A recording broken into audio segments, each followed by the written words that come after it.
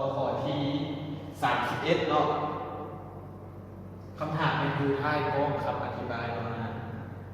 เขาหู้ cm เนาะเท่ากับ 1.6 เมตรเนาะ cm นี่เนาะจะเท่ากับ 1.6 เมตรแล้ว OF จะเท่ากับ 1 เมตรOF เนาะเท่ากับ 1 เมตรเนาะแล้ว ON จะเท่ากับ 5.23 เมตรเนาะแล้ว OC จะเท่ากับ 0.6 เมตรเนาะ N2 จะเท่ากับ 5.263 เนาะแล้วเราจะพูดว่าสอบถาม BC เนาะหรือว่าเงาเราจะพูดว่าเงาของคลื่นนี่เนาะตัวนี้เนาะเงาของคลื่นนี่มันที่เท่ากับจากแมทเนาะเราพูดว่ามันมี BC จะเท่ากับ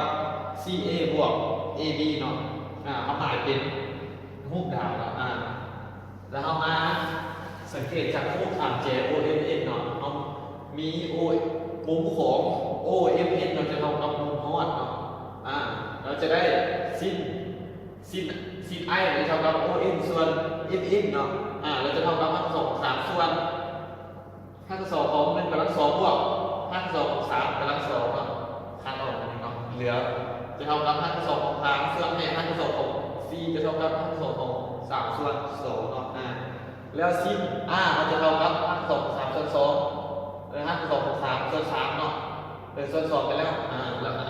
แล้วเขาจะได้มุม R มาสองเลยมุม R จะเท่ากับ60 องศาเรามาซอกเราอยากพูดเนาะซอกมุมเอามาซอกสิ้น R จะเท่ากับเท่าไหร่จากสูตรสิ้น R ส่วนเป็นสิ้น A จะเท่ากับ N2 ส่วน N1 เราจะได้สิ้น R มาถอนเราอยากได้สิ้น R เนาะเอามาถอนได้ N1 คูณให้ NR ส่วนให้ N2 เนาะจะเท่ากับ1 นี่เป็นอัตราเส้นทางของอากาศเนาะมันจืดเป็นตายตัวเลยเนาะตัวนี้เนาะเป็น1เนาะคูณให้5/2ของ3ส่วน2ส่วนให้5/2ของ3เนาะเท่ากับ1ส่วน2แล้วสิ้น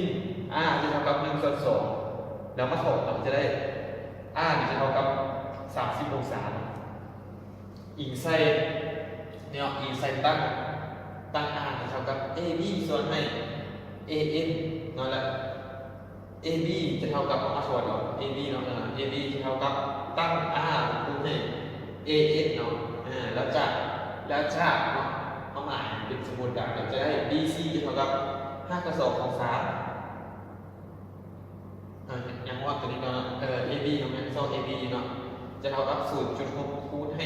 5/2ของ3ส่วน3เท่ากับ 0.2 5/2ของ3 f เนาะจากโอกาสเนาะได้ BC จะเท่ากับ5/2ของ3บวกให้ 0.2 5/2ของ3เนาะหรือเท่ากับ5/2ของ3 1บวกให้ 0.2 เนาะแล้ว BC มันจะเท่ากับ 1.2 5/2ของ3เนี่ยเนาะเอาพวกเราคำตอบของรายงานเนาะเทียบกันคือเนาะ BC เนี่ยเขาจะพูดว่าแล้วเอาของมันเนาะ CB เนาะจะได้ N 1.2 5/2ของ3เนี่ยข้อนี้คำตอบมันเป็น 1.2 5/2ของ3เนี่ยมีเพียงแค่นี้เนาะเข้าใจ